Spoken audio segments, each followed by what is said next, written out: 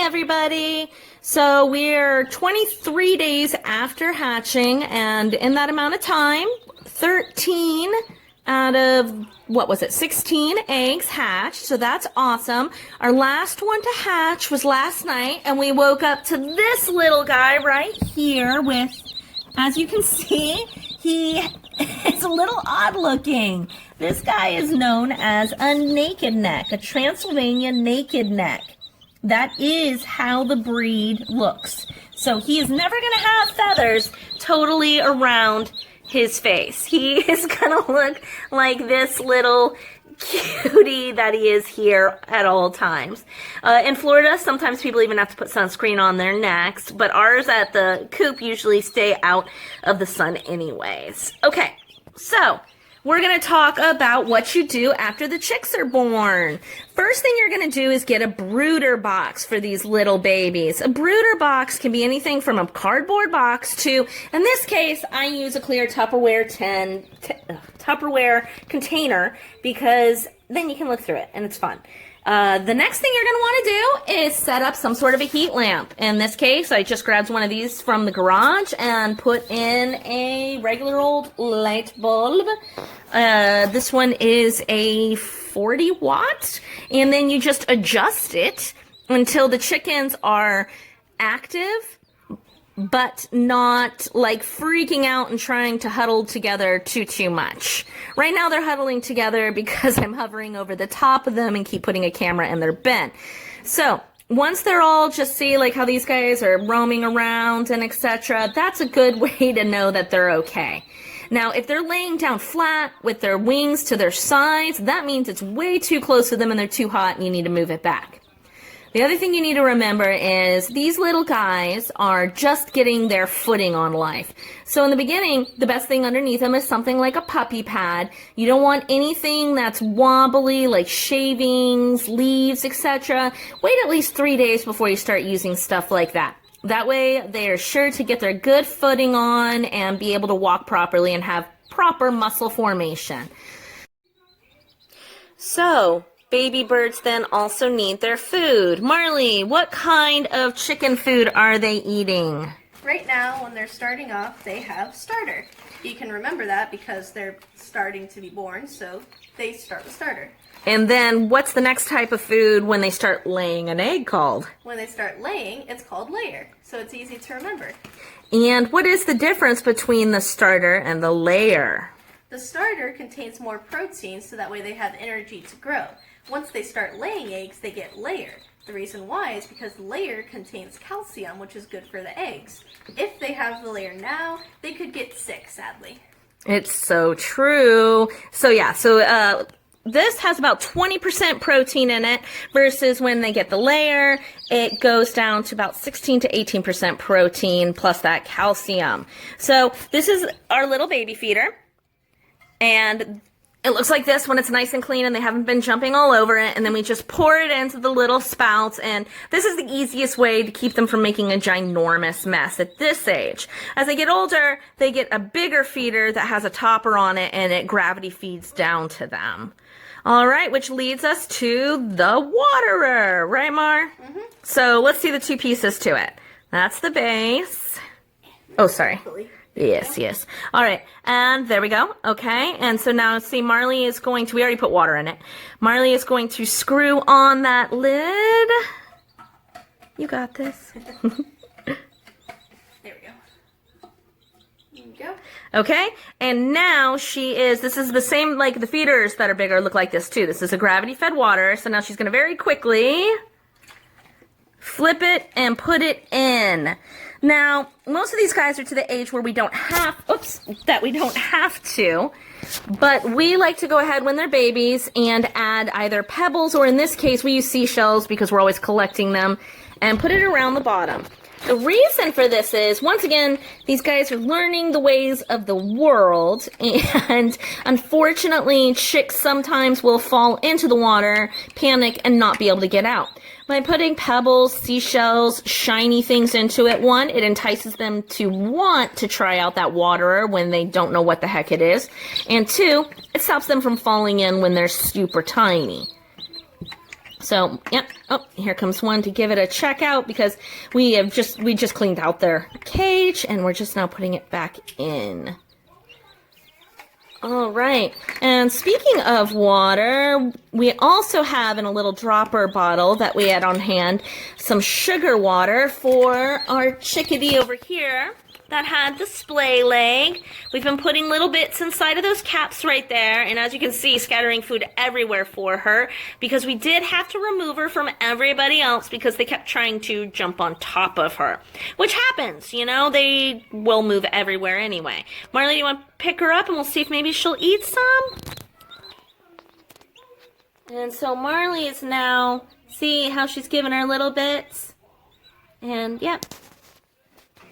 She's drinking it down. And once again, we're giving her sugar water because she needs the extra energy right now because her muscles are just taking a wee bit longer than everybody else's.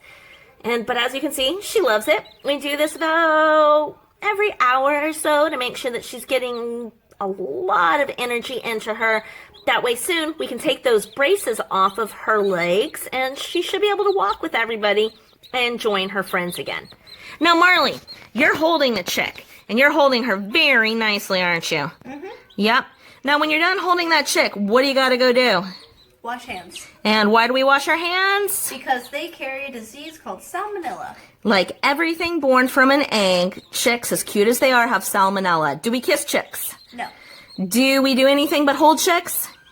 Just hold chicks. Exactly. We just hold our chicks. We love on them and see how she has one hand underneath and one around it so she feels safe. That's how we hold them. And then we always wash our hands. If we have hand sanitizer on our hands, we have to wash it off before holding the chicks because it will make them sick. And then we wash afterwards ourselves so we don't get sick from holding them because salmonella will give you a horrible bellyache. All right. And now Marley's going to show you how we pick up baby birds properly so they don't get scared and or hurt. All right, Marley. So what do we need to do? So when you pick up the chicken, you can use one or two hands. I suggest for the little guys to use two hands like this. And it would be good in general just because once again, you've got bigger hands than a lot of little hands. So little hands should always use two hands, right? Mm-hmm. Okay. So when you pick them up, you just very gently scoop them up from underneath, like so. And you put one hand underneath to hold their feet and one hand on top to gently hold them. Not too tight, but tight enough that they don't try to get away or move around too much. And if you held them too tight, what would happen? They could, they'll squeak very loudly. Mm-hmm. And pretty much try to tell you, hey, stop it, that doesn't feel nice. Exactly. Now versus this birdie who is literally so comfortable, she is asleep in Marley's hands because I call them hand nests. They love being warm. And then, okay, so you've got her up now. Now, where should she properly be held against you in your hands to make sure everyone stays safe? You keep them close to your stomach and chest. Yep, exactly. And you keep that one hand underneath, and then you can use show them how you can use your thumb still with that one hand to give them nice pets. You can very carefully do it like this. Mm-hmm. Then you can pet them and let them know how much you care. And see, and they're like, oh, okay. Yeah, see, so she's really liking what Marley's doing, and she's very calm. That's how you can tell your chick is happy. No squeaking, nice and close to the body. And remember, we're not making any loud noises. Squeals, screams, all of that scares baby chicks. If the baby chick happened to get out of your hands, Marley, would you run after the chick? Nope, because you could accidentally step on them and that would be bad. And so how do we walk? What do we call the walk we do when a baby bird's on the ground? A shuffle. You slide your feet on the ground so you can move around without accidentally hurting them. Like this. Literally, never picking up your feet, just shuffling them. And slowly, right? Mm-hmm. Because we don't want to panic. We will catch that baby bird. Remember, it is more scared than you are. So, don't panic, shuffle foot, and always remember, have a grown-up help you if you feel like that bird is just too fast for you. All right, Marley, so now that we've done that, what is something when the mama hen isn't around? What do we have to check for on all babies? All babies, well, just like most animals, go poo. So we have to check their bums for something called pasty butt. Pasty butt. It's pretty much when they have poo stuck to the bottom of them. And so we have to check each of the chickens to make sure it's not there. If it is there, we take a lukewarm paper towel or cloth and very gently rub it off. We pat it till it's like just wet enough to get it off of the baby. And when she says that it's on them, that means it's literally on their butt and dried there so that they can't get any more poop out. Which I know, I'm sure you all are giggling and laughing right now, but it can be very dangerous if you can't go to the bathroom. And mama hens, they always check their babies and clean them themselves. But since in this case, we're doing the jobs of the mama, Marley, can you kind of show them how do we like flip them a little bit gently? Can you show? I know that chicken's so nice and chill, you don't want to like make it upset, but how do we usually do? We hold it and then we just kind of... It's very carefully... Oh, yep, okay. See, they don't like it that much. That's why you got to be quick. We just kind of flip them over really quick. Check. You can just check on your own. Like do it like that. Normal. Yeah, and then like you that. Look at their bum. Look at their bum. All good? Yep. And honestly, normally they are all good. Or and you can just hold them like this and hold them up like that. True. That would probably be the easier way to do it as well. These birds are usually pretty good because what I forgot to mention before also is whenever we weed in the yard or just think about it, we'll grab some grass with the roots and dirt attached because, why, Mar? Because they will pick off the dirt and they'll have grit in their stomach to help them grind up food that they eat. Because unlike us, they don't have acids in their belly. The only way their food gets digested properly and ground up is because they eat these little bits of sand, rocks, pebbles, and I do mean tiny, and that's how they get their food digested. So every so often, we'll bring them in as what we call a treat. It's also a boredom buster for them, right? Because boredom busters are good for baby birds. They love picking at greenery and picking at bugs and all this stuff off of the grass that they can't get in this little box, right? All right. Now, Marley, we're done holding our chick. How do we put it back in the bin?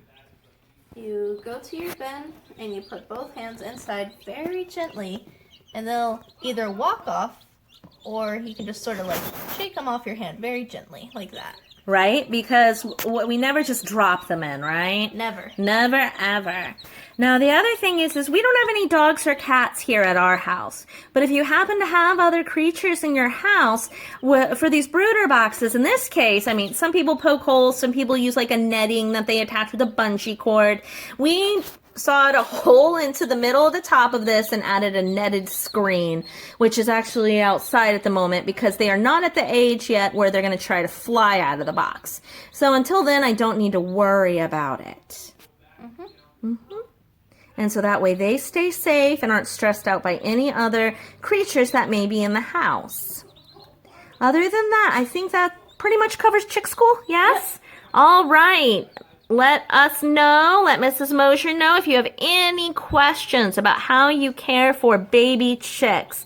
They are a lot of fun and super sweet at this age. Right, Marley? All right. I hope everyone's having a wonderful day. See you soon.